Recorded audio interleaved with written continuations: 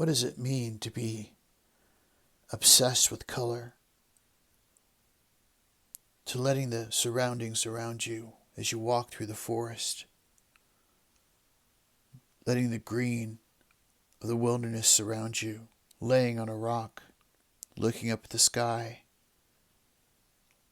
focusing on the imperfections that are perfect.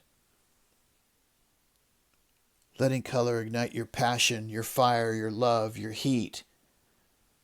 Letting color alter your emotional state. And coming back to the studio, making marks with charcoal, mixing color, getting dirty, making mistakes, being obsessed with your mark-making tools, with the pigments inside chalk pastels, the beauty of these colors that you hold in your hand like these sculptural objects.